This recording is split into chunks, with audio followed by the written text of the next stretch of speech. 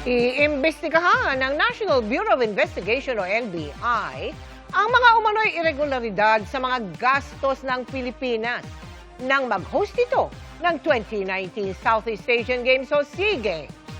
Pagpalag ni Senador Alan Peter Cayetano na chairman noon ng organizing committee, tila binabawasan at iniisa sila sa minorya. Nakatutok si John Consulta. Isang monumento para sa mga atletang Pilipino. Ganon inilarawan ang cauldron sa New Clark City na sumimbolo sa pag-host ng Pilipinas sa Southeast Asian Games noong 2019. Nagpatayo rin noon ng isang sports complex para pagdausan ng palaro. Makalipas ang 7 taon, inihayag ni NBI Director Melvin Matibag na maglulunsad siya ng investigasyon sa mga umano'y irregularidad sa naging kasos noong 2019 SEA Games. Nakita namin dun yung parang sports complex na ginamit ng SEA Games, yung sa Philippine SEA Games Organizing Committee.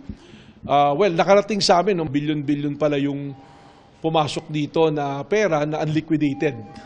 At mayroong private company rito na na-involve na binayaran ng 10 billion at ang pagbabayad insertion sa GAA na ibinayad. So ito, imbestigahan namin to. Malaking kaso rin ito. Dagdag ni Matibag, wala umanong ginawang bidding para sa pagkapatayo ng sports complex. Ito yung tungkol dun sa, it's a Malaysian company na sila yung nag-build ditong sport area na to. Walang bidding, tapos nabayaran ng mabilisan na 10 billion yung halaga, congressional insertion.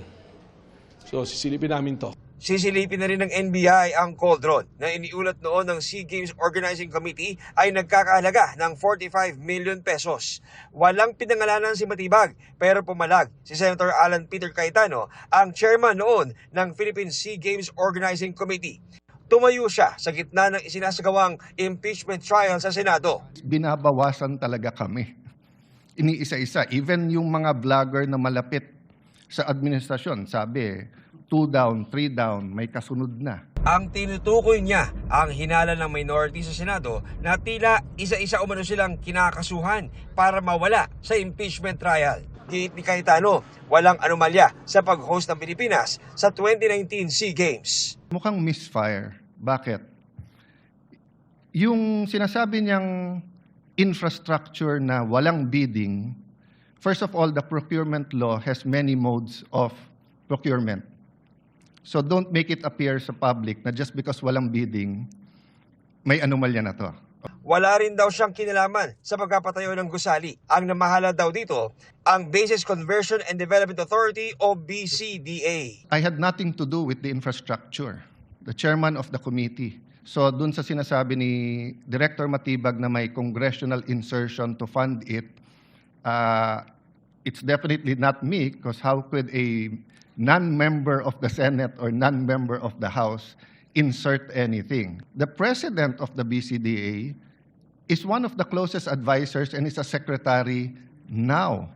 Ang nakaupo noong chairman ng BCDA ay si Vince Dizon na ngayon ay secretary ng Department of Public Works and Highways. Hinihingi namin ang kanyang pahayag kaugnay ng issue. Dagdag ni Cayetano, naapektuhan na daw ang impeachment court sa ginagawa ni Matibag. Lalo't nakatakda itong humarap bilang testigo ng prosekusyon sa impeachment trial ni Vice President Sara Duterte. Is it unfair to me and unfair to the court that kung kailan siya patatawag siya sa Monday, intimidate mo ako, hindi kita tatanungin sa Monday dahil mag-a-announce ka na iimbestigahan mo.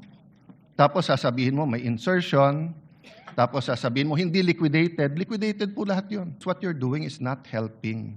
Investigate whatever you want to investigate. Pero wag mo nang i-announce kasi nga naaapektuhan yung integrity ng court. Sinisika pa namin makuha ang reaksyon ni Director Matibag sa naging pahayag ni Senator Cayetano.